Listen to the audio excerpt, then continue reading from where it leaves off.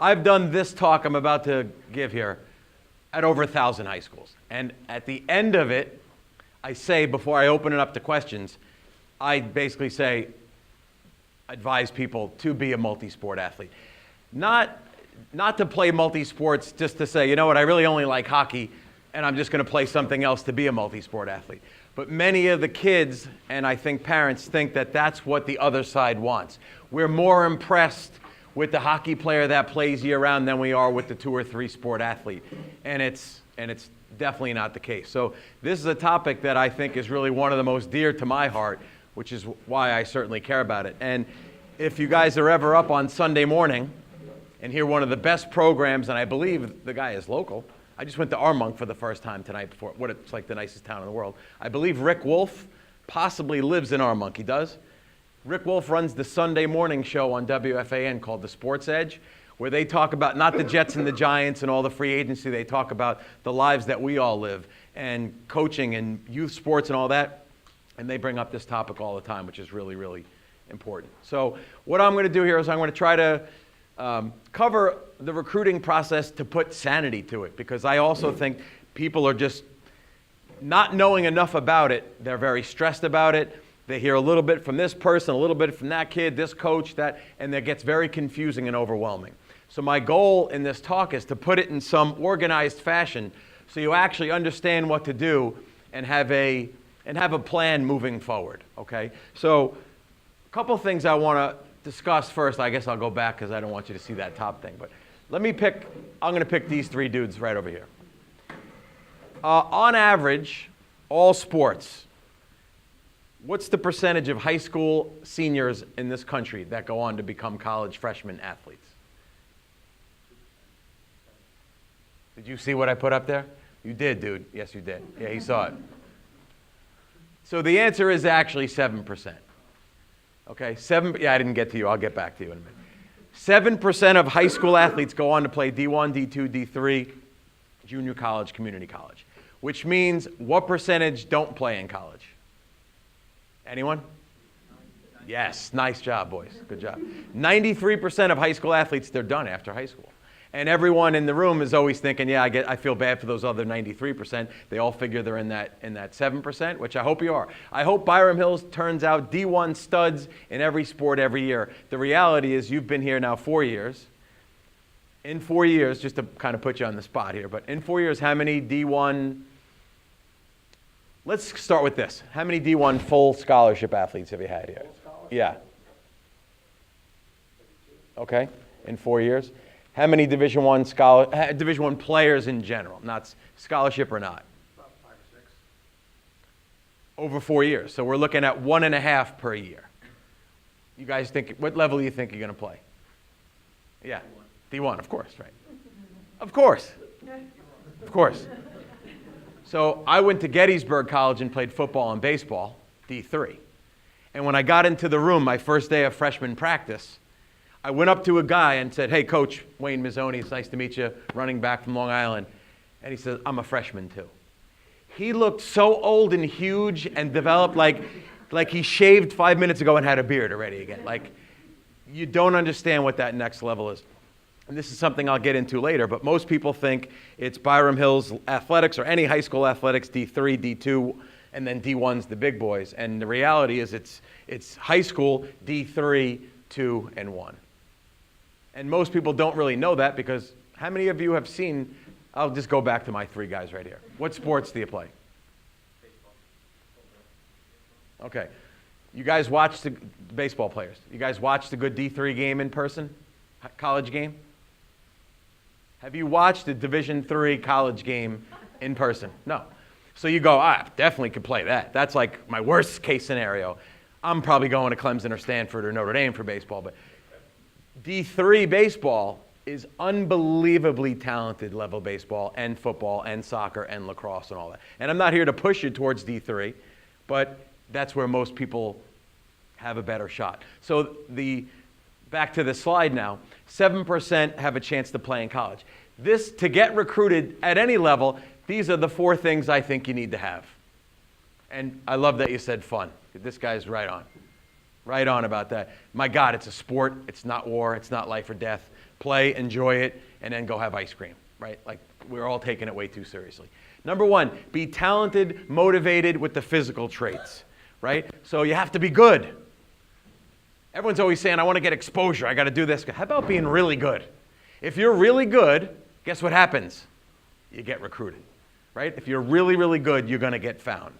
Not all the time forever, but if you're extremely gifted, they'll find you. Number two, you have to be a serious student, right? So you have to obviously have the grades to get recruited to get into college, but here's the bigger piece. No one wants to recruit a headache academically. So if I'm looking, and I coach baseball, so if I'm looking for one catcher in the class of 2020, which I am one catcher, I'll probably look at 500 catchers and narrow it down to a room this size. This group doesn't want to come to my school.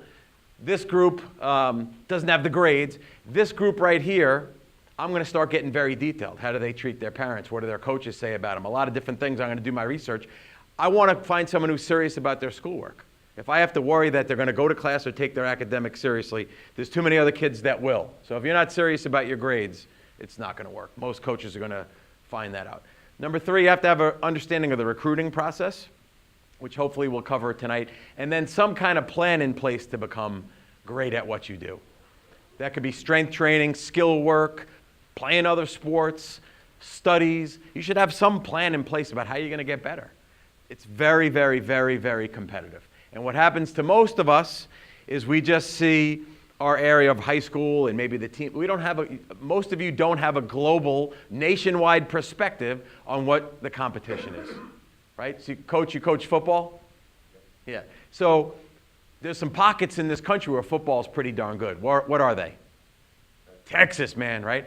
They're like born at 300 pounds in Texas. They're just fed red meat at age like 8, right? California, Florida, Jersey. So you could be a starter on the high school team here, and you could be Division I player. You could be the starter captain all county and maybe not be good enough to play Division I, Division II. Maybe you're a borderline D3 player, which we'll talk about in a little bit, how you figure that out. But you need some plan in place to become great at what you do. And the 10,000 hours thing, which is very interesting, I was researching it, and basically it's somewhat been debunked. That if I all of a sudden devote 10,000 hours to that violin, I'm probably still going to be awful at it, right? Unless you have a certain aptitude. Doesn't mean you shouldn't work hard, but it's interesting. I've always thought that all you had to do was become obsessed on something to be great. You'll certainly get better, but not necessarily be, elite at it. So what we're going to cover here tonight is 3 steps in the recruiting process. Step number 1 is, what are the right schools for me as a person or my kids? What's the right schools for me as what do I want out of my college experience? What's right for me academically? What's right for me athletically? And how do I narrow the list from about 3,500 colleges with athletics to a workable list? That's step 1. Step 2 is, how do I get the coaches at these colleges to know I'm a living, breathing human being that plays their sport? How do I actually get in front of a coach to get evaluated? It's a little different in certain sports. And then step 3 is, once I'm being recruited, I am a recruit. What does the recruit have to face to go from that initial interest to making that final decision? Okay. So this is the first slide in the first step, and it's really the easiest one of all the slides. Is it just like the doctor alluded to before, a broken leg scenario? And this is you want a scary stat, number 2. First is only 7% go from high school to college. The next stat is about 41%. 41% of freshmen that go to college to play a sport play 4 years. So the other 59% don't play 4 years. Why not? Injuries is one. What else? Homesick, fine. Lose interest, not good enough. Get out recruited, not having any fun, need to get an internship. Grades are going down. Get a girlfriend, get a boyfriend, get a job. A lot of things come in there. So if you go, you know what, I don't really want to go to Marist. Marist, by the way, is a great school. But you say, you know what, Marist is not for me, it's not. But you're getting interest from the coach, and you go to Marist because of the coach in the sport, and then you get hurt, or all of a sudden, second year, coach change, something happens, and you go, this is not the right fit for me. You've totally blown the whole college search and recruiting process. You are the customer. It's your job to get this right. okay? And the things that you should do are start, and you guys, what's your name right here? Bobby. Willing to go to school anywhere in the country, anywhere in the United States, or do you have a geographical area? Probably the Northeast. Love it. So he takes 3,500 and shrinks it down to about 800. Okay? Any idea on the size of the school? You want 500 students, 50,000? No, do you know what you want? Let me ask you this question, Bobby. Hang on. How many campuses have you physically stepped foot on?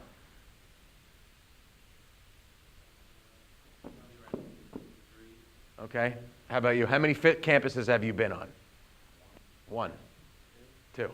So I'm here lecturing on college for kids going to college. They've never been to college. They've never seen colleges. Here's the best thing you want to do in the recruiting process this weekend. Go hit 15 schools.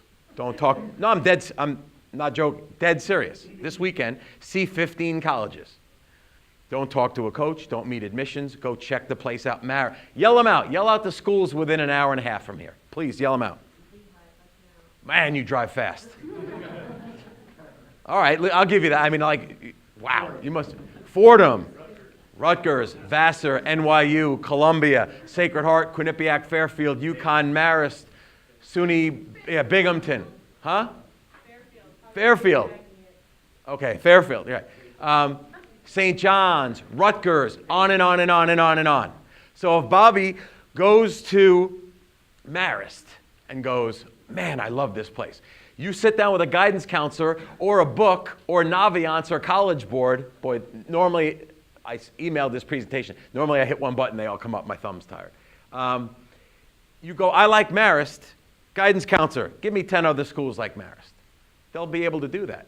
If we all got in a big bus and we drove up to UConn and toured University of Connecticut, again, back to the room, it would be in thirds. This third goes, oh my God, enroll me now, it's the greatest place ever. This third goes, pretty cool, I want to see more schools. And this third goes, there's more cows than people, please don't ever bring me back here. There's no wrong or right. What should everyone do for a job? Who should you marry? It's all your personal preference. You gotta go visit schools. See, do you want big or small? Do you want to be in the city or the suburbs? You got to get out there and look. I think you should visit colleges 3 times. First, don't talk to a human being, just see what it looks like. Second time, meet admissions, meet the coaching staff, and then a third time, do an overnight. I advise you, and this is being filmed, Sacred Heart, where I work, runs a lot of open houses. The open house from a recruiting perspective is a mess. It's a disaster. Maybe I'll talk about that after. But the step number one is, if I worked at the school and you came up to me and said, Coach, I need some help with the recruiting process, I'd say, go visit 15 schools, we'll talk next week. It's the first thing I would say. And then obviously your grades. If you have a 3.9 and a 1,400 math and verbal, here's a set of schools that probably fit for you. If you have a 2.2 and an 850, here's a set of schools that fit for you. Does any student athlete in the room know what they want to study? What they want to major in? What you got? Data science. I don't even know what that means. This guy's smarter than me. Okay, so he has to find a college that has what? Data science, right? That shrinks the list down. So if you could say, I want to be 3 hours from home, 10,000 students, needs to have data science, I have a 3.2, 1,100, oh, boom, it starts to shrink down. And we haven't even factored in sports. Okay, so the second question, second slide or second factor is, how good are you? How good is Bobby? How good is data science guy? How good are you at your sport? Are you elite level Division I, where games are on TV, sellout stadiums, boosters, the whole bit? Are you lower level Division I, Division II, also scholarship level, Division III, or like most high school kids, Division IV? There is no Division IV. But your average high school kid is Division IV, not good enough to play in college. I'm not trying to be mean, I'm just trying to put it in perspective, and the numbers prove it. It's a funnel, right? So how do you start to figure out how good you are in your sport or sports? Here, let's talk through some of these. Number one, have a sit down with your high school coach. It's not your high school coach's job to get you recruited. It's not your AD's job to get you recruited. It's not your guidance counselor's job to get you recruited. It's your job to get you recruited, okay? But what would I expect from my high school coach? Have a sit down and say, Coach, I'm really interested in playing college soccer. You've seen me a couple of years now. You know college soccer, you played. What do you think's the right level? And they might say, listen, right now you're probably higher end D3, maybe a couple of D2s, here's why. That is one piece I think you should get from your high school coach, is a realistic, opinion of where you stand. Any other coach, you play on a travel team, you do lessons, this coach right here. Coach, what's your name? Alan.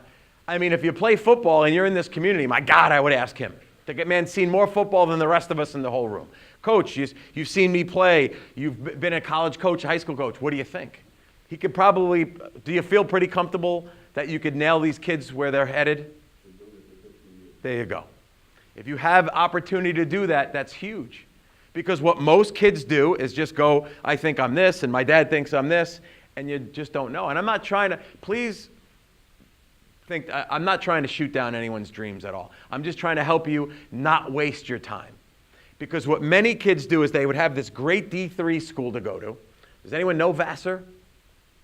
Vassar's like you got to be, it's Ivy League level, right? Vassar's interested in you. It's the perfect fit for you. But because you got a camp letter from Purdue and Vanderbilt, that's where you think you're going. They have no idea who you are. You pass up Vassar, and then when you finally realize Purdue and Vanderbilt could care less about you, have no idea who you are, you go back to Vassar, but what's happened?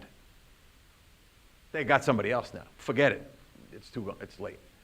So you can just waste a lot of time and lose a lot of opportunities by having no idea where you stand. Okay? Camps and showcases. Many of you have heard about these in all your different sports, where a field hockey player goes to Boston College for 3 days at the Boston College field hockey camp. There's 150, 200 girls that are serious about field hockey. They have a staff of 6 or 7 other college coaches, and you get 2 things out of these types of camps. One is, you get graded at a lot of these camps. Have literally the Northeastern coach who's there at the camp is going to grade these 30 girls, and at the end of the 3 days say, this is what I think you're at. You're D1, but you need to work on this. You're D3, you need to work on this. I run these camps. I say to people, and you can tell my personality already, I say to people, at the end of this camp, if you email me in the next week, I will give you 100% my opinion of what you did at this camp and what I think. I could be wrong. I mean, I'm not the expert, to see you one day, but I'll give you my honest opinion, and be prepared that I might ruin your dreams. I might write back to you saying you have no shot to play at any level of college because you're too slow, you got this, this, and this. But I offer that. The second thing then is at these camps is you get mixed in, not with the 13 other girls at Byram Hills or even your travel team. You get to see girls from all over the Northeast, Canada, different places, and you go, wow, this is what it's like, the competition. And if you go to the Boston College field hockey camp and you know in your gut you're one of the best 5 girls there, what does that mean? You know you're the MVP of the 3-day camp. Coach says you're one of the top 2 or 3, 4 girls here. What does that mean? Anyone? It means everything. You're a Division I field hockey player, probably with scholarship money. What if you go to that camp and go, there are 200 girls here. I'm better than her, definitely. These 198 are way better than me. Like, I'm 199 out of this place. You got some work to do. And that's why I think everyone's stressed out about recruiting. It happens way too early for some kids. When is the right time for recruiting to happen? When you're ready. That's the number one answer. Okay? But when is the right time for you to go, oh my God, I'm this slow and I better get faster? I've got to put on 15 pounds of muscle. I think the earlier the better. So I would say in my own, it just changes we're covering a lot of sports with this audience. Somewhere between 9th and 10th grade is when I get a reality check on my talent. I'm not trying to get recruited in 9th or 10th, 9th or summer after 9th grade. But that's a good time to go to that field hockey camp and go, holy mackerel, I better start lifting 3 days a week. I better start actually going to sleep like I should, which is a huge issue, absolutely huge issue. In Major League Baseball, you wear something around your wrist if you play and it measures your sleep. And if you don't sleep properly, they'll talk to you, and if you don't get to sleep eventually, they'll get rid of you. Too many people are going to get to bed and try to win a World Series. Okay? Watch the colleges play, as I said to Bobby. Most of you in your sport, you see on TV college soccer, North Carolina play Duke for a national championship. That's all that's on TV. You don't see SUNY New Paltz play SUNY Cobleskill in a game. And if you do, everything looks easy on TV. Like, I think I could probably play receiver for your Giants I'm a Jets fan. I definitely should play for the Jets. Goodness, we got no talent. Well, we have some talent. We just can't put it together. But you got to watch them in person to see the size, speed, and strength and all that. And most people don't. But you can go watch Maris play field hockey, a game or practice, and get an idea of what it's actually like out there. You're trying to get to that level. How about take a look at that level? Okay? Individual sport athletes. And I don't know all your sports yet. I don't know if you have swim or tennis or golf or track and all that. It's easier for an individual sport athlete to judge their talent level. Why? If you're thinking it, you're probably right. Yell it out. I heard someone whisper. You're competing against yourself, right? You swim the 200 meters in the pool. Here's your time.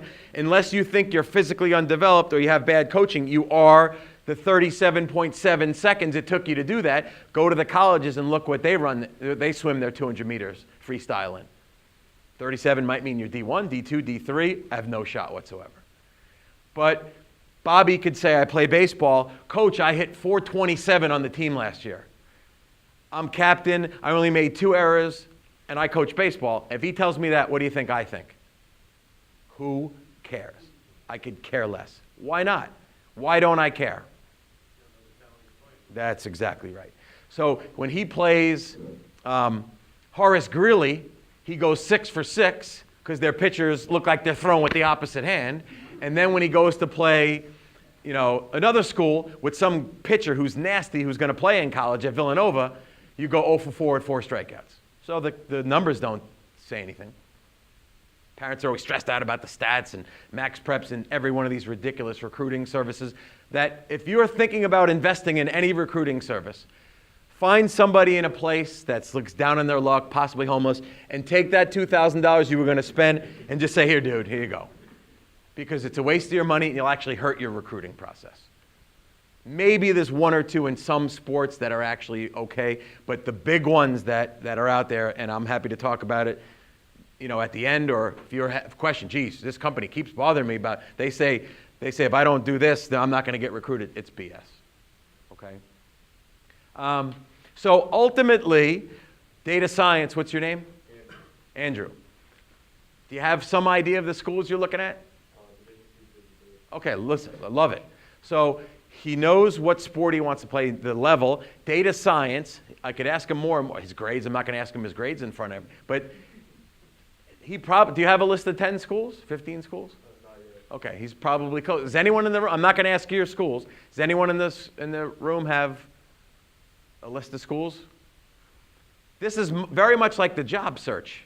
Parents, when you were looking for a job, you don't go, I'll do any job anywhere in the country.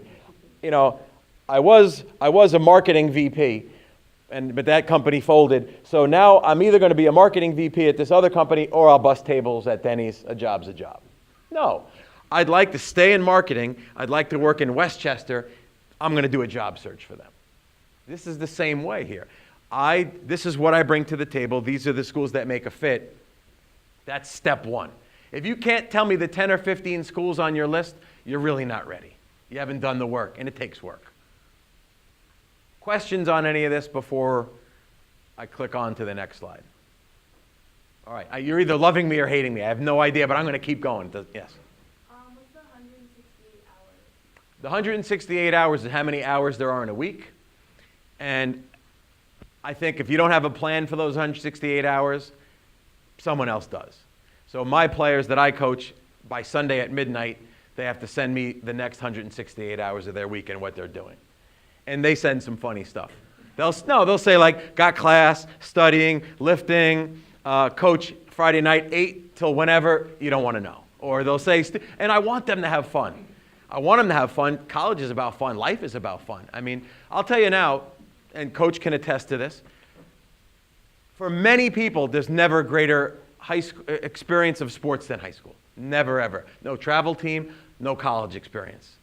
Because you're playing with your community of friends you grew up with in this town, and it's awesome. To not live in the moment and go, man, I got to put this in the basket because Villanova's going to want me then. You're just never going to be happy. You're always looking forward. How about putting the ball in the basket because you worked your butt off and you want to beat the other team? That's the players we want. Okay? So the people that are always showcasing, always getting exposed, that's just not going to work.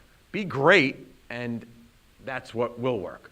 Okay? So the 168 hours is, what are you doing? Like when I, again, recruit a player, and by the way, when I also should realize this, I got rejected many times from players. Go to see Bobby at a game. Oh my God, Bobby, unbelievable coach at Sacred Heart. Really interested in you. We have your major, blah, blah. I'd like you to come up for a visit. And he goes, Coach, I got Clemson and Vanderbilt, interested. Your school seems nice, but I get rejected all the time. Okay? But on the other side, if I ask this person, I need a catcher, and here's another catcher, and he goes, yeah, I left Monday, Wednesday, Friday before school with 3 other buddies. We lift, we shower, we go to class. And you say, yeah, I don't really have a lifting program. Don't want you. Want him. Want the worker. Because when you get to college, if you don't work, it's not going to last. I don't care how good you are. I got scholarship players not playing at all and recruited walk-ons starting. And I don't know a thing about basketball, but I was listening to WFAN this morning, and they talked about how the Knicks or the Nets have a couple of lottery picks that aren't doing anything, and undrafted guys that are making a huge impact. Right? Tom Brady, late round draft pick, 6th round. Ryan Leaf. Anyone know Ryan Leaf?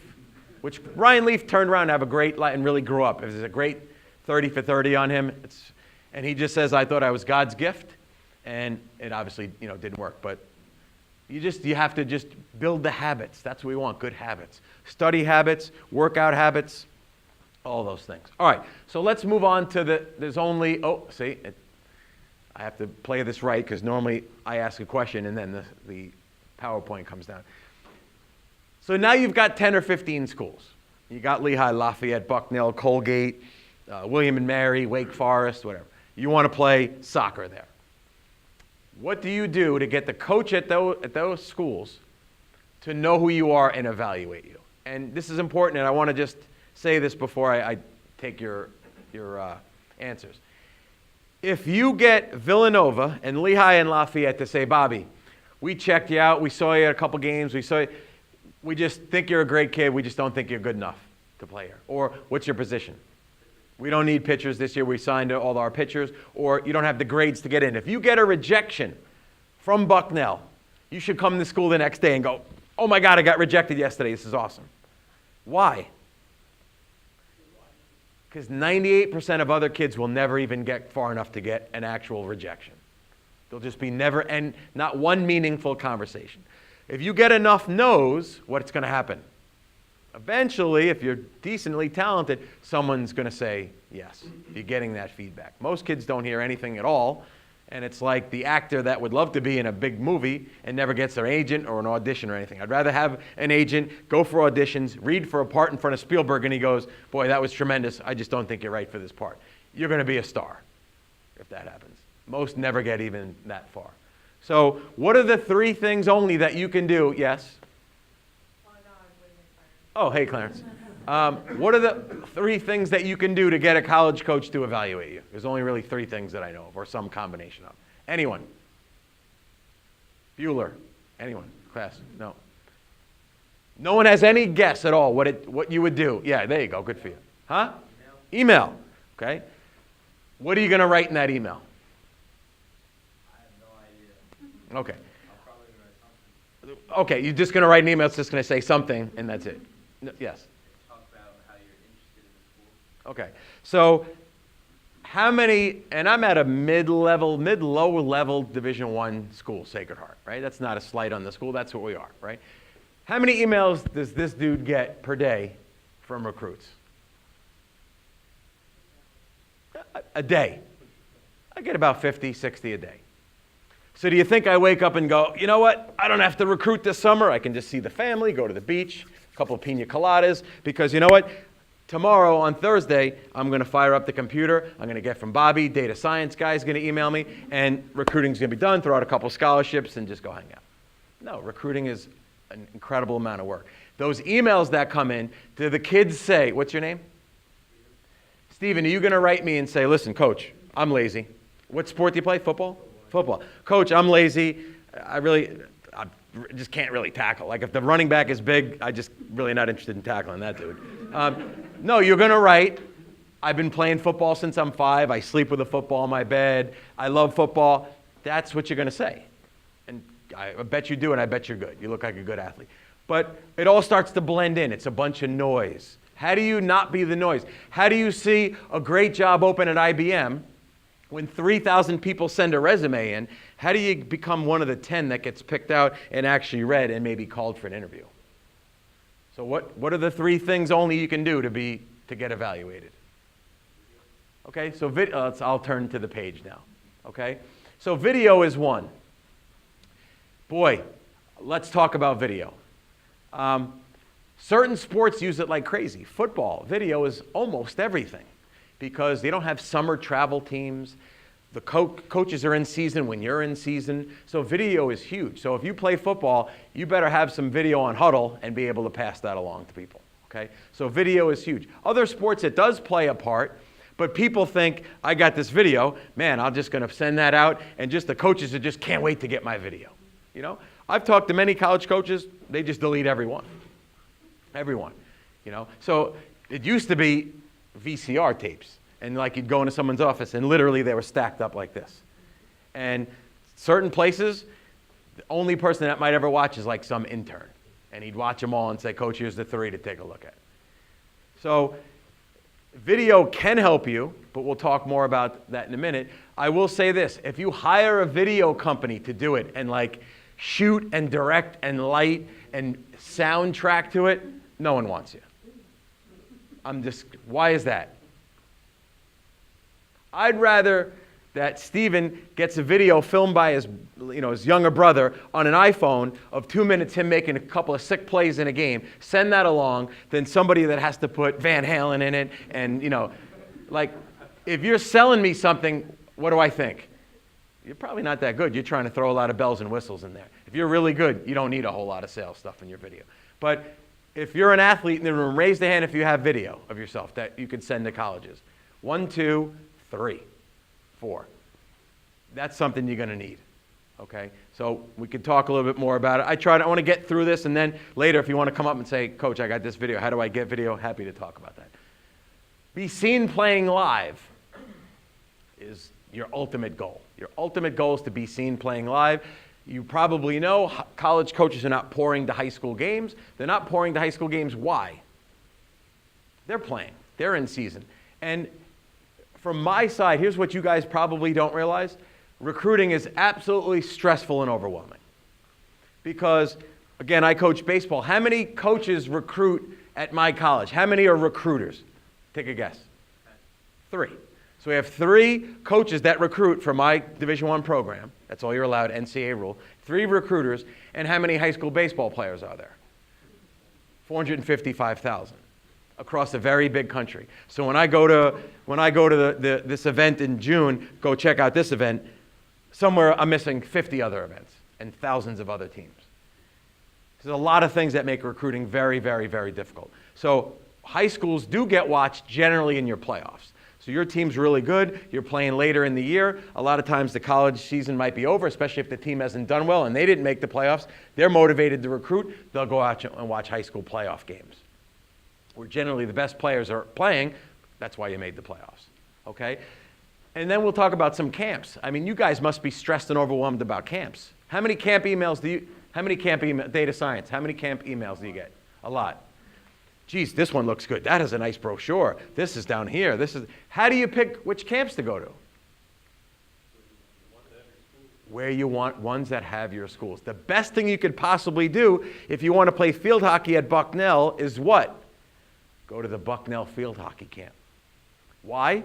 All their coaches are there. Their players are there. You see the facilities. You see the weight room. You see the classes. You get to actually see the school. And they also know you like Bucknell. So again, when I go watch an event and I see all of you playing, and then I like data science, what was it again, your name? Andrew. I'll do Andrew. And I go see Andrew. Oh my God, I love Andrew. He has no interest in my school. You don't have the data science program I'm looking for. I'm looking at When he comes to my camp, what do I know? He's interested in the school. All right, let's check this kid out. Those camps are cheaper, and that's a great route to go to really move the process forward quickly, okay? This one right here, this trusted reference, not enough people do, and they're missing out on the number one thing to separate yourself from the crowd. When somebody calls for you or emails for you and says, listen, I'm coach at Byram Hills. I've been coaching 12 years. Andrew's one of my players. He's one of the best kids I've ever had in the program. Kid's super kid, great family, hard worker in the classroom, leader.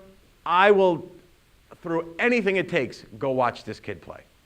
I might not recruit him, but I will watch him because someone verified that. And that's why your emails and your parents saying, I don't mean to brag, but my son's the best player since Babe Ruth, or my son's the next Sam Darnold, or maybe they are, but parents are the worst judges of talent, ever. You love your kids, and you haven't seen the rest of the recruiting pool. Okay, so you're not the ones that necessarily know.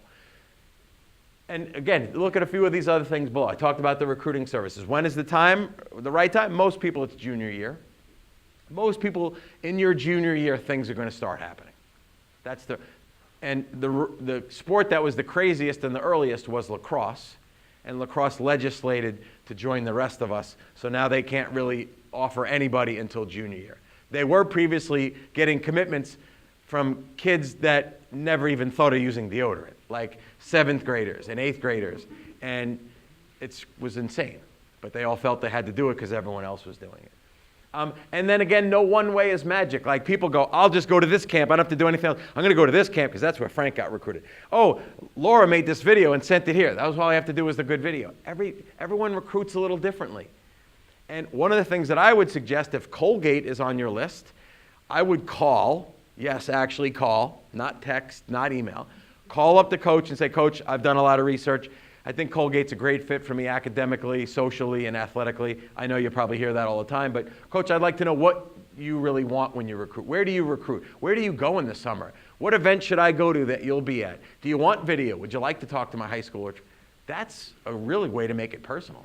If you wanted to work at IBM, wouldn't it be great to call up and say, what are you looking for in the next person you hire? It'd be awesome. You'd be way ahead.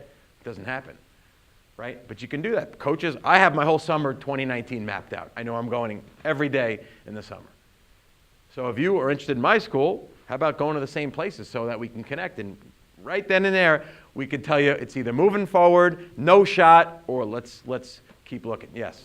So if you actually picked up the phone and called and actually articulated words and put them all together and said things, and I would go, oh my God, I got to go check this kid out. This kid actually... that's the kind of, we need adults in this world. We need people that make good choices and are self-motivated. If there's any problem with today's athlete, and they're all good kids, it used to be, we all used to just go out and play to the circle and just play and then mom yelled time for dinner and you'd come back home. Now it's like, oh, it's Monday. I don't have any practice today or a lesson. I won't do anything. I'll play Fortnite all day. Next day, practice at 7. I'll get there 6:59. I'll wait for the coach to tell me. Walk out to the field, left, right, not right, left. It's like if you are an athlete that actually takes the coaching but then does stuff on your own, we're going to hear about your name on TV one day. You're going to play the sport for a living because many kids just wait to be told all the time. Right? There's that famous quote. I read quotes to my players today. One kind of man never amounts to anything. One that can only do what he's told, and the other that can do nothing else. That makes sense? The kind of person that can only do what he's told, and then the kind of person that can do nothing else but what he's told. So take initiative and be a future leader. Okay, questions on this before I move along to the next piece? All right. This next slide is a little bit busy. Has a lot on it.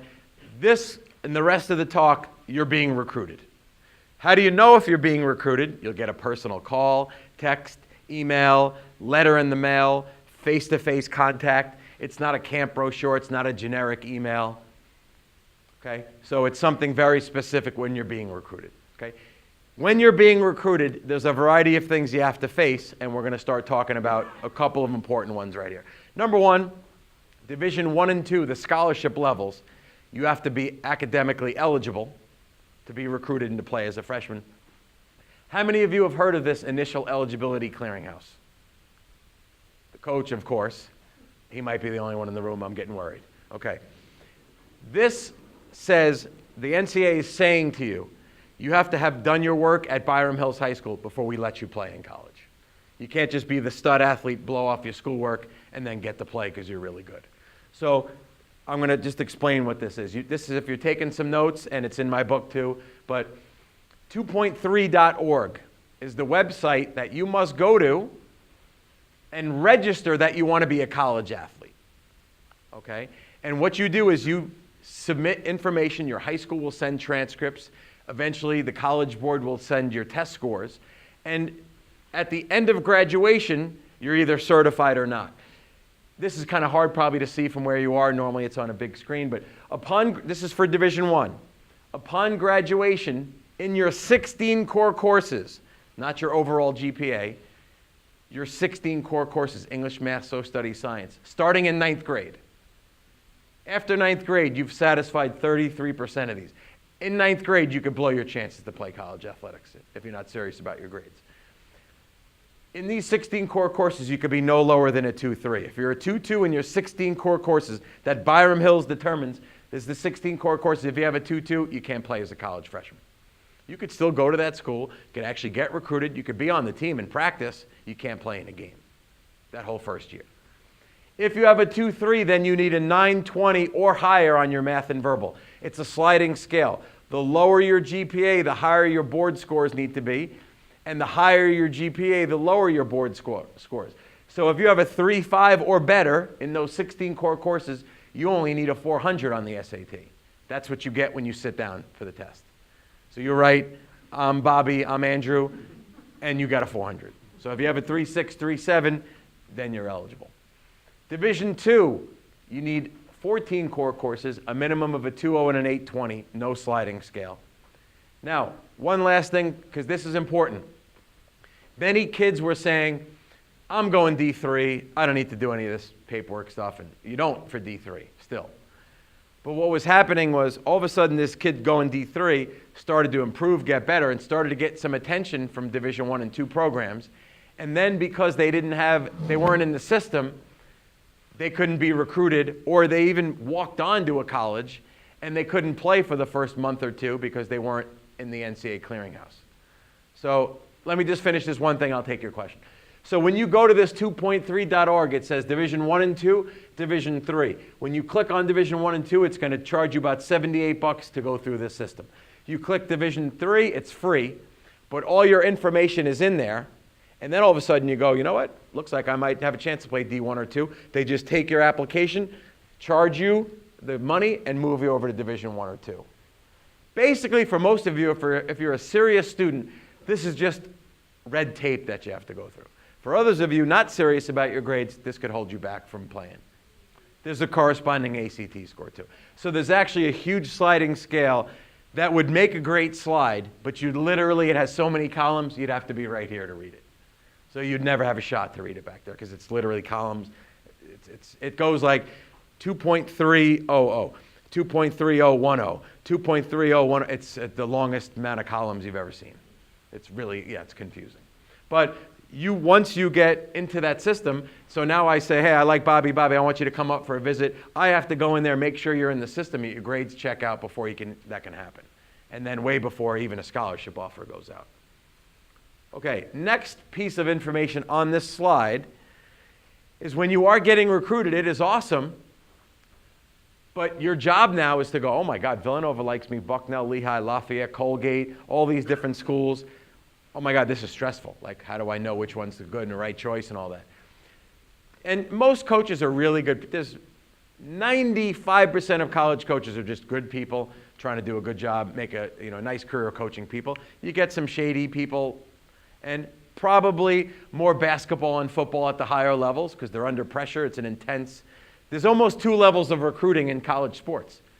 Football, basketball, big money, and everybody else, right? At certain levels, if you don't win enough games, you get fired, right? At another sport, at another program, if you're the football coach at Tufts or Williams or Colby or Bowdoin or Bates or Middlebury, if you run a nice program, kids are happy, you know what you're doing, and you go 1-7 3 years in a row, no one really cares. They're not going to say, you must win 4 games the next year, we're going to fire you. It doesn't happen at that level. At other levels, we know how intense it could be. Like I heard today, Jim Harbaugh is under heat. Why is Jim Harbaugh under pressure? They got crushed by Ohio. There you go. That's the only game on the schedule a lot of people care about, right? How about Dabo Swinney? What was his recent thing? Clemson football coach. Did anyone follow it? Please, someone has to follow it. No one followed what he just said and went on a crazy rant 2 days ago? I didn't hear it, but I'm dying to know. He basically said, people are complaining we didn't win by enough points. We've had 10 win seasons for 10 years in a row. You don't understand how hard this is to be at the level. If you're not satisfied, go root for some other team. And if you're not satisfied with me, I'm not gonna come back to Clemson. Like, they win at the most unbelievable level, and people get used to it, and they start. But he's under pressure, a lot of pressure, okay? But there's 4 categories you need to learn about as the coach recruits you or ask about. Academics. I'm assuming your purpose of going to college is to get an education, get a degree, get a job. So how do they manage your academics with your sport? You have to find that. Study halls, tutors. If you're on academic grants or scholarships, what happens if your grades go down? If you're traveling all the time, they're tutored. What's the missed class policy? All these different things as it relates to academics and athletics. Number 2, coaches. What are the coaches really like? You need to research the coaches, because in the recruiting process, are you going to see that coach's bad side? Are you going to see the worst of that coach when he or she is recruiting you? No, they're on their best behavior. How do you find out what the coach is really like? Watch a game. Watch a practice. There's still one better way. Ask the players on the team. What's coach like? Do you like coach? That's the best way to find out before you just go, oh my God, don't talk to anyone. This coach she seems really lovely. And then you show up 5 minutes late for the first practice and she kicks you out of off the team for a month. You need to do your research, okay? Because this is a person you're going to interact with a lot. And then other assistant coaches, and you're playing football, there's 14 coaches. The head coach matters, but you're with the linebackers coach 90% of the time. Recruiting, where did they see you? What do they like about you? And what's possibly in store for you? Are they going to switch your position? Might you not play at all as a freshman and maybe get redshirted? So you should know and kind of what's going to be in store for you. So Bobby, you're a pitcher. Listen, we're a pretty upper class program. You come in the first year, you might get 5-10 innings. Year number 2, we'll use you out of the bullpen. It's not till junior, senior year we're thinking about using you as a starter. Right? Whereas you might have a Division III program that says, listen, we just graduated a bunch of guys. I've seen you pitch. You're going to come in. You're going to start for conference right away. You'll be one of our main guys. And a lot of people are faced with that. I can go to a higher level program, but man, it's going to be tough. I'm not given anything. I can go to a lower level program, probably got a better chance to get in the field right away. That's your own personal choice. I mean, some people are motivated to play at the highest level, feel like they'll rise to that competition, and others been used to playing their whole life. They don't want to sit and watch for 2 years. But you should know what's in store for you or have an idea of what's in store for you. And then this whole other thing of what is life like in that athletic department? Something you're sitting on this side you would never understand, but it's crucial. Something like, do they have a strength and conditioning coach? At this one college, they lift with the seniors who design a program. At this other place, they have an expert in strength and conditioning that's going to organize workouts individual based on your position or your age. Or it matters. How do they travel? Do they travel by buses or do players drive themselves to games? Is there an equipment manager? Is there a team doctor? Is there a full-time trainer? What's the concussion policy? Will I be drug tested? There's a million things that you should really know to look for, because here's why all this matters. It doesn't so much matter what they tell you, it matters what they don't tell you. What do I mean by that? What I mean by that is if you don't ask to see the weight room and find out if they have a strength and conditioning coach, and they have the world's worst weight room with no strength and conditioning coach, no one's going to lie and say, listen, Andrew, we have the best gym in the world. It's just, it's over a mile. I don't feel like taking you over there right now. That's a lie. What do? Never mention it, never show it to you. So unless you know to say, hey, coach, it's been a great tour, but I haven't seen your strength and conditioning facilities, you should know what to look at. So, my book's got a whole chapter of questions. And the questions also show your interest. If we spend 10 minutes telling you about our school and our program and this is how we do things, and then we say, do you have any questions? And you go like that, we want to recruit, you're going to be part of the family for 4 years. Wins, losses, study halls, film sessions, lifting, all kinds of stuff. We want to bring people on the team that we like and the players like. So if you go, hey, listen, what do you guys do in December for your lifting program? Or what do you do for stick work? That actually is interesting. So if you're looking for a job and you have an interview and they say, do you have any questions? And you go, no, it's not as interesting as the other person that says, hey, listen, I know you guys launched these 3 campaigns in the past couple months. Tell me how you got that account. Like, that's conversational. Okay? So you really should be armed with a few questions. In fact, I was blown away by a recruit yesterday. Had a recruit, came by himself, drove himself, came by himself. Parents couldn't get out of work. He's got other family members to take care of. He comes in with a leather-bound journal. Like, he didn't actually do this. He actually had a journal, and this is where you write. You actually take an implement, and you write in things. I'm just picking on you guys. My kids, I have my own two own kids, too, that I always say, how about writing something down? Actually, things hold more when you write them down than when you put them in with your phone. This kid came in, and I said, do you have any questions? And he said, yeah, hold on. He opened up to a page, and he asked 4 or 5 questions out of this thing. I said, dude, I love you, man. I love you. I want you to be my own kid. If I had a daughter, I want you to marry her. You're going to be an unbelievable player here, and then you know what? You're going to donate back to the school because you're going to make a ton of money. Because that blew me away. Rather than other kids that you say, hey, what do you like about Sacred Heart? And they go, they look at their mom or dad. I said to a kid 2 weeks ago, what got you here to Sacred Heart? Like, he goes, my mom drove me.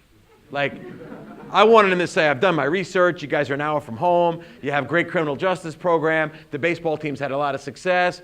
Like, he knew nothing about us. Someone else is going to know something and be more interesting.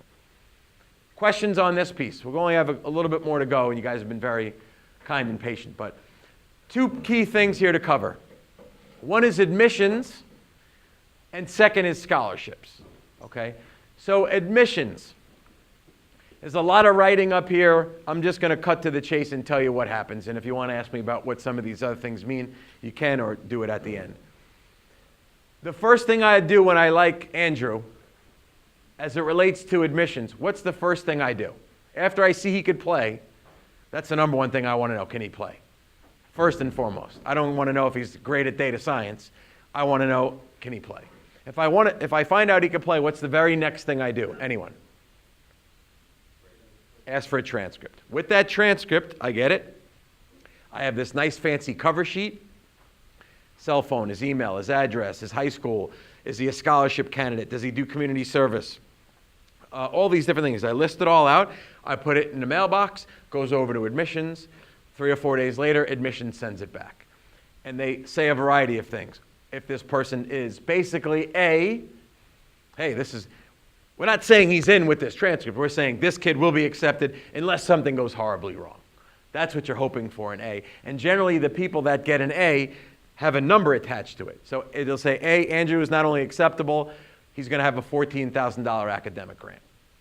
That's huge. That's awesome. We want that because if we're going to give some athletic money, the fact that he could start off with $14,000 of academic money, now add the athletic money to it. Now we're talking a package that makes it exciting for them, right? I also get a lot of these, C, and it says, forget it. It basically says, even if this kid just blows it out the rest of his high school career, gets A's on it, we're just not the kind of student we want. And I've worked at a variety of schools. Before Sacred Heart, I was at College of Holy Cross up in Worcester. And my God, this was tough.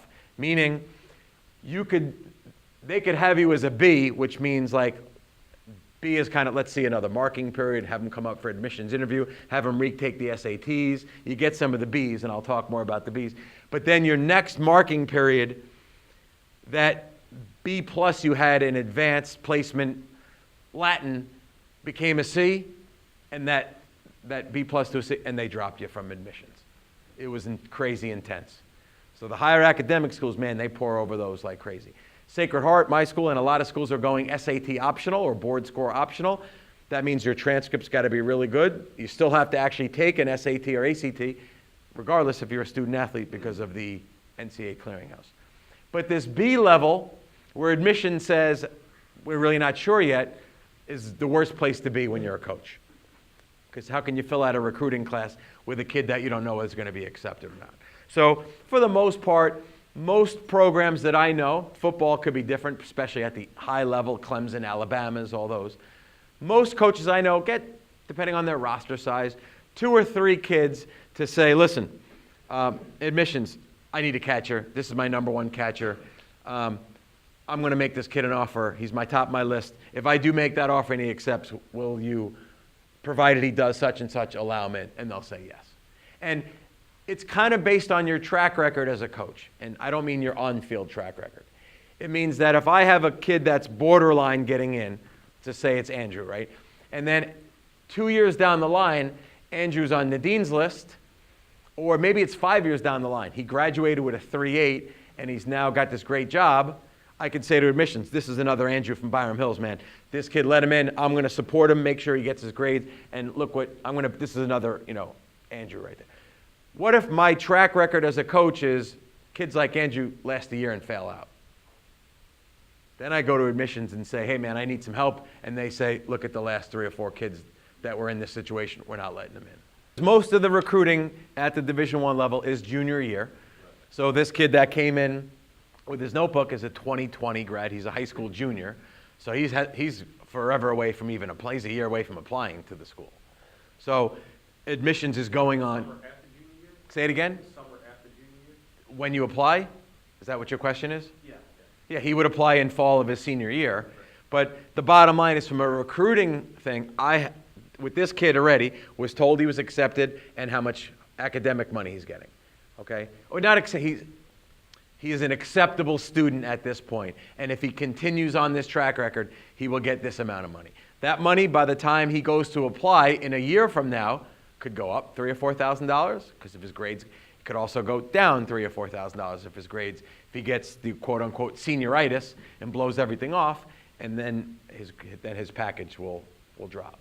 So he's going to know that he's or she is accepted based on what the coaches are saying, and then also we often send out a likely letter that comes from admissions, because in some sports, and this is when you hear coaches have NCAA infractions and get fired, in some sports, they make you an offer, a scholarship offer.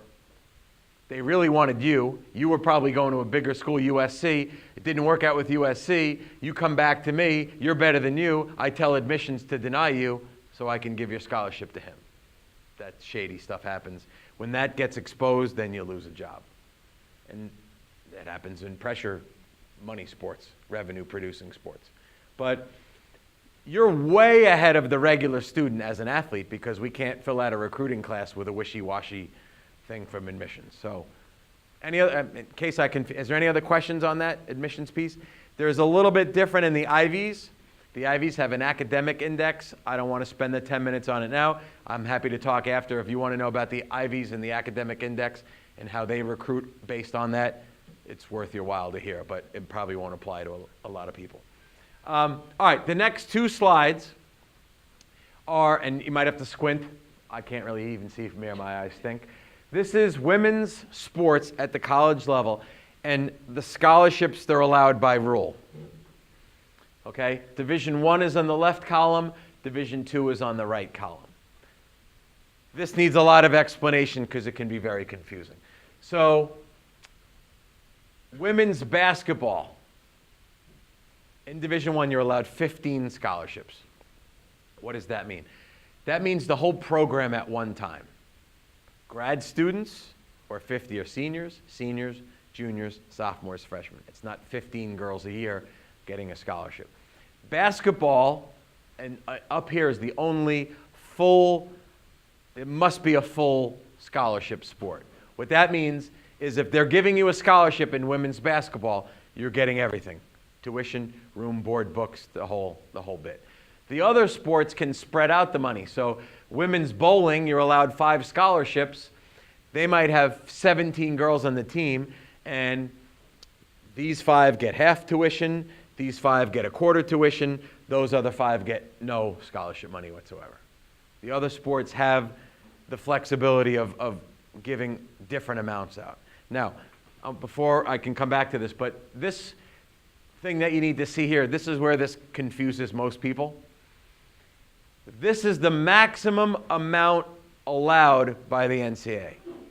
Bless you. So football, 85, the highest number. All the big programs, Alabama, Clemson, USC, Stanford, Notre Dame, Texas, UConn, Boston College, go on and on. They all have 85 scholarships. Okay? There's 110 kids on the team. The other ones are recruited walk-ons. The coaches recruited them like crazy. They're excellent players. They just were out of scholarships. And that's what gets confusing to a lot of people when you hear this walk-on earned a scholarship. In those sports, this was someone they highly recruited that went from non-scholarship to scholarship. It wasn't some dude that just showed up to USC one day with cleats and goes, "Coach, I'm here," and he made the team. You don't even get looked at, right? So the walk-on of just like showing up doesn't happen anymore. Maybe in Division III, and even there it's rare. But the other sports don't come close to the numbers that they're allowed. So for example, soccer, you're allowed 9.9 in Division I. I know North Carolina, Duke, Wake Forest, Florida State, Florida, Miami, could go on and on, all have 9.9 scholarships. I know that Quinnipiac, Fairfield, Sacred Heart, Marist, Hofstra, Stony Brook, all these other schools don't have that amount. Why? Why don't they have the amount that they're allowed? That's it. It's not a revenue. The university has a budget. The athletic department has a budget. Each sport has a budget. And the university can do whatever they want. They can say each sport gets equal amounts of money. They can tier the sports. These 5 sports, fully funded, got everything, all the resources, salaries, everything. These 3 or 4 sports, you have middle of the road in terms of budgets and all that. These 3 or 4 sports, we're kind of giving you nothing. We just want to offer the sport here. So for example, 9.9, if the cost of a school is $40,000, 40,000 times 9.9 equals their scholarship budget. Okay? So let's say, what's that about? 39,000? Oh, look at this guy, right? Not very nice. I'm terrible at math, especially in front of an audience. We got to do this together, you and I. That's their budget. But here's what that means, because it's still confusing. It used to be 10. All these used to be 10. They got dropped based on Title IX. So Title IX, which was equal opportunities and funding for women and men. Men's soccer used to be 10. Swimming used to be 10. Tennis used to be 5, and they got dropped 10% by Title IX.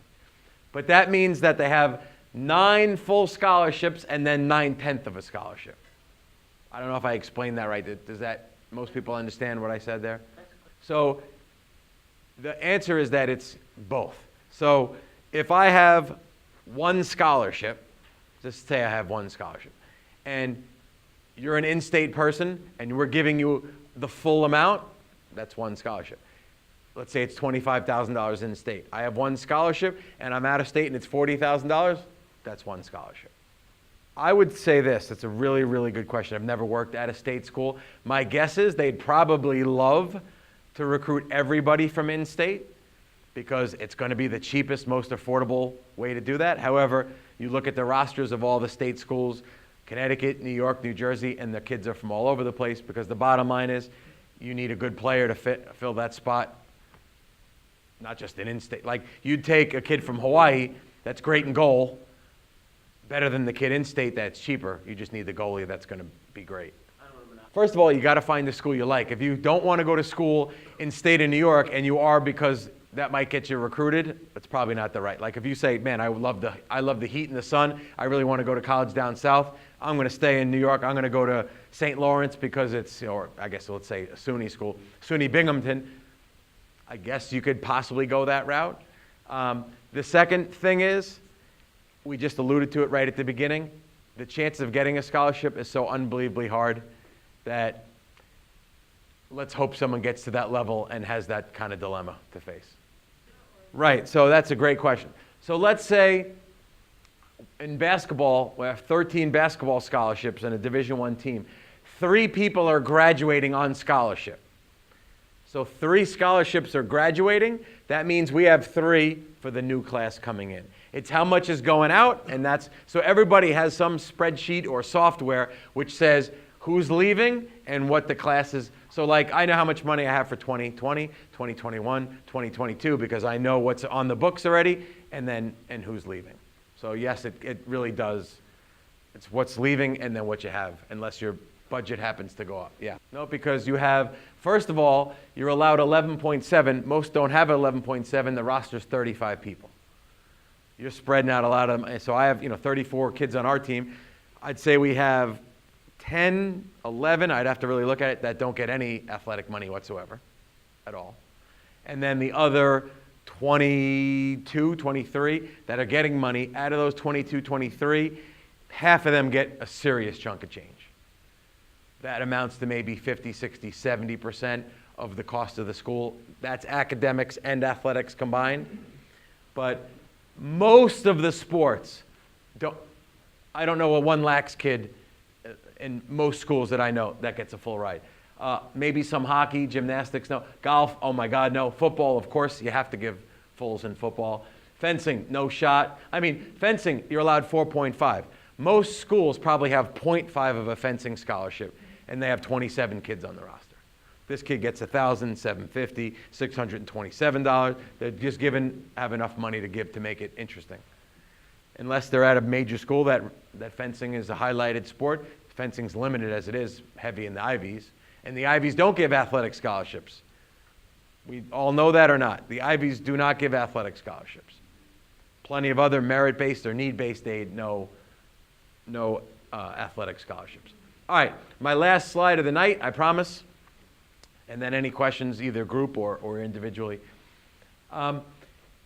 This slide is always my least favorite because we have a couple of guys over here who have barely been to any schools, and I'm telling them about how to make a final decision. The reason I end with this is obviously it's the end of the recruiting process, but this has led to more sleepless nights than anything. Like, I got to give an answer next week. These 5 schools want an answer. Oh, my God, I don't know what to do. I've seen a lot of kids grow old in that week, right? All things being equal, I would go to the better academic school, or better for my major. Or, if that's similar, I would go to the school that's either cheaper or giving me more financial aid. If that's the same, I would go where I hit it off with the coach, and the coach seems to like my style of play. And that's one thing I didn't mention. And we have, again, with the football coach. You might be the kind of quarterback that this school hates, that has no interest, they don't want you, no good, not tall enough, do this, and the other coach goes, oh my God, this is the guy I've been looking for for the last 3 years. Everyone's different. Everyone played differently, runs a different style system, so you really don't know exactly, and you want to ultimately try to, because, again, let's look at this. I'm sticking with the Lehigh, Lafayette, Bucknell. 3 schools that if you go there, you can't go wrong. 3 great schools. This school, the coach kind of likes you. The other school kind of likes you. This school, the coach loves you. These 2 schools, a couple of games you don't play all that well. He didn't really like you to start with. What happens?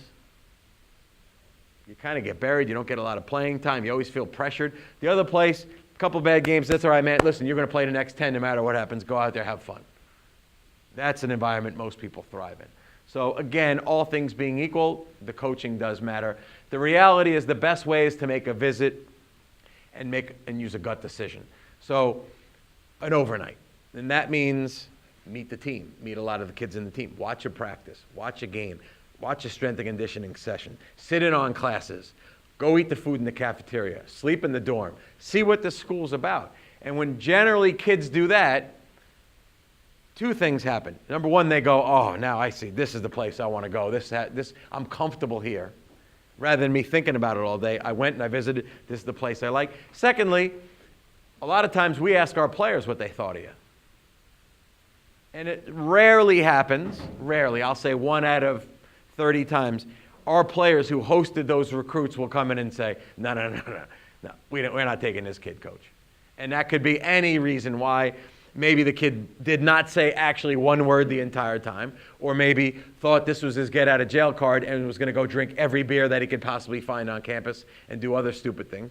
That matters. The guys evaluating a future brother or sister in the program, they want somebody, and most of the time they're like, this kid's great. Coach, we got to get this kid. That's generally what happens. Okay? And promise, last thing, and I didn't mention this before, I don't have a Byram Hills player in my team at the moment. I have kids from Westchester, but if I had a kid on my team who was a freshman or sophomore, and then one of the players here wrote me, or I heard about you, what would the first thing I would do? Go to my kid in the team, say, listen, John Smith just wrote me from your high school. What do you know about him? Oh, coach, this kid's awesome, blah, blah, great family. Oh, that will make you interested. He also might say, no, you don't, coach, the kid is good in games, doesn't work, et cetera, et cetera. So that matters. I mean, it's kind of out of your control, but within your control, because if you're the right person, people will eventually know. All right. 2 or 3 more. We asked a lot of questions throughout, which is great. Are any 2 or 3 more questions in general? Yes, Coach. So it's a good point. Yeah, there is academic money and either other need-based money and grants and other. There's a lot of ways. Listen, if you're motivated to pay for college and you're struggling with it, boy, if you do some research, there's a lot more grants and stuff that are out there that you just have to apply. It might be the Italian scholarship, like the left-handed Italian scholarship for $2,000 a year. Hey, that's $8,000 for 4 years. I'll sign up for that thing, right? Loans, not really the best thing. You got to pay them back. But yeah, a lot of these D3 schools, have a lot of academic money. And then even the Ivies, one of the things that make the Ivies, they have an unbelievable need-based aid.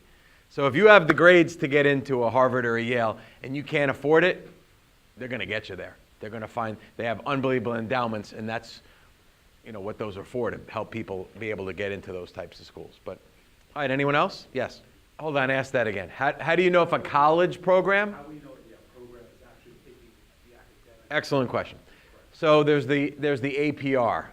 So the APR is the annual progress report, which each college has, scholarship level, that says what percentage of kids that are coming in as freshmen are actually graduating in 4 years. So a lot of coaches at those higher levels are paid on their rates too. You get such and such, the better your rate is, you get a bonus for that type of thing, okay? But that's public information that you can actually look up. And then when you're actually there at that school, you can even ask for that report about what is literally your progress with the typical recruits that come in. I mean, let's put it, I really can't, I'm not an expert in what goes on at Alabama. I could tell you this, I've worked at 5 schools, no one's gotten a break in the classroom anywhere that I know of. I mean, I'm sure there's a couple of professors that are the easier professors, just because that's the way they grade, and the kids talk, and of course some of them want to find the easier professors, et cetera. I encourage them to find the most interesting professors, and there's a lot of other things I could talk about. We make our guys sit in the front, as close to the front as possible, showered, no hoods and hats. I mean, your grade back there, no offense, you guys are bad, but your grade back there is like a full letter lower than up here. They've proven that. So we show our guys that, and then when I find out a guy sleeps through class, then I send him how much he cost his parents by sleeping through that class. Today your nap costs $271 for your parents. So, I mean, you're there to learn. If you're not, college is so expensive. I tell many people, what are you doing here? You're not working hard, you're drinking a lot, and you got a bunch of C's. Go learn a trade, get out of here. Go to a community college and figure your life out. You're blowing your parents' money, and that's not fair. It's not, colleges, I work at a college, they're crazy overpriced, and they're not for everybody. There's a lot of ways to make a living, and you do grow up. You definitely grow up in college, and I think it's great, but it's not for everybody, and some kids need to get that kick in the butt. Was there a question over here? Yeah. It's an awesome question. Certainly, when the pros are looking at the college kids, there's plenty of psych stuff, because that's huge money. That's a good question. We do our own informal research and talk to 2 or 3 people. It's a really good question. I will say this. Once you're at the college, colleges are really aware of the mental health, and they're really promoting positive mental health and not being shamed by having, mental health issues, and plenty of counseling. And it's really become, in my time in coaching, taking the shame and all that stuff away. So the environments are really good for that. Social media is very tough to deal with. I mean, I just forwarded an article to the whole team that they've proven a link between loneliness and depression and social media, right? But that's a great question. I just think, I don't know how it would be done the right way and affordably. Like you might say, hey, I got this great software program. It's going to cost your athletic department $25,000 to get all your recruits on this psych database.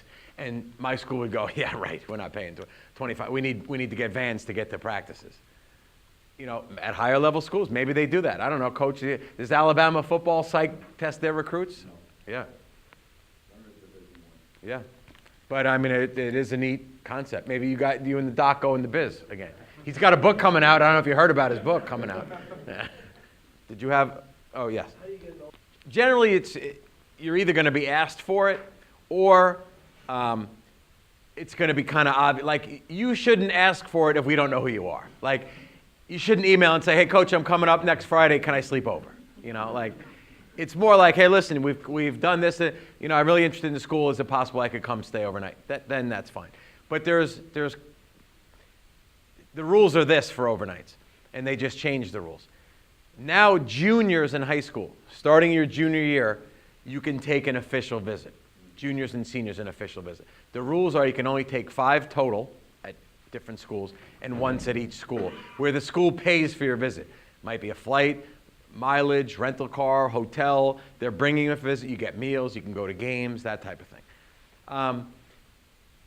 The question, for the most part, what we've done, and this may confuse you, is once the kids have already committed to the school, yes, I'm coming to your school, and then after they're already a commit, then we do the overnights where they can come in and stay over and actually hang out with the team. Now that they just changed the rule recently where juniors can do that, that's becoming, everyone's starting to bring the juniors in overnight. I'm not loving the juniors overnight, personally, myself. Some juniors are 16, you got a 16-year-old coming up on a weekend where there's like, I mean, one of the big, this is on film, but one of the big party weekends at Sacred Heart is Halloween. So I told a couple of players, I said, listen, you guys are going to have host a recruit on Halloween. They go, Coach, no. You don't want high school juniors in this weekend. And I go, oh my God, they're right. Like, I can't put a high school kid in this environment, you know, a junior in high school. Not that a senior's that much more advanced, but now like a 16-year-old, maybe 15, coming up with, you know, going to a 20 keg party, but that's probably not good. So, geez, not that there's keg parties at Sacred Heart. We gotta edit this thing. And listen, drinking's a whole nother thing. We want adults to handle moderation. We know that's part of college, and having fun and going out's part of college if you do it in moderation. If you do anything too much, social, academics, or your sport, the triangle doesn't work. If you're always lifting weights and hitting and fielding and blocking and doing all that stuff, your grades suffer. If you're only doing your grades and you're never doing this, then your sport suffers. If you're only going, you gotta balance it. That's what becoming an adult is about in college. Okay, so just so we're talking the same language, to me a showcase is put on by a private business looking to make money. Many times colleges are there, but they're basically saying to the colleges, listen, send one of your assistants, come in, we'll pay him $500 for the 2 days. He's required to be there so you know that this college is, they can advertise, hey, Quinnipiac's going to be there for sure. They're paying the coach to be there. At any of those kind of events, this is what happens. 50 kids are there. 3 or 4 get legitimate attention because they're really good. The 12 schools are probably calling the same 3 or 4 kids. 5 or 10 maybe are just young and get on somebody's list. The other 30 are putting money in someone's pocket. That's pretty much how it goes, right? Now, again, not to stress kids out, I think you should just play and enjoy, but I think kind of the earlier you can do that exposure sometimes can, and not a million of them and blow all your money, but go to 2 or 3 of them because to get comfortable with the experience, to find out what the competition is. Because I've had kids I've seen in 9th or 10th grade that I have notes on, and I do a ranking system, and that was basically saying they're not college-level players at all. And then I've seen them a year and a half later, where I go, holy cow, like, let's get this kid up on campus, and then I'll go back and look at my system and go, oh my God, this is the kid I hated a year and a half ago, but I don't care. I don't care that he wasn't that good then. Now he's great, awesome. He got better in a year and a half. I love the kid. So I don't think you could hurt yourself. You definitely could hurt your pocket. And I do worry about, and this is another life story we can have, I worry about kids that aren't that into it, that spend a whole lot of time, give up family vacations, don't do simple, goofy things that kids do, to go to X camp and X tournament, and they're running all over the place, spending a lot of money, and almost never being a kid that just goes out and just plays hockey with his buddies around the block because it's fun. That's one of the big shames, and that's why a lot of the business part of sports is tough to see. And it's worse to see, and I don't mean to just be pointing at you at this one, but it's worse to see when, like, you know, the kid doesn't really want to do it. Just doesn't really want to do it, but my buddies are going skiing, but I got to go to this thing. My buddies are doing this. It's like, it's sad. It's sad when that happens, and it never used to happen, and now it happens a lot more. But all right, well, let's do one last question to the group because we're taking a lot of time, but is that good? So, all right, that's it for me. If you guys want to talk over here, I'm happy to talk to you. Thank you very much. Appreciate it.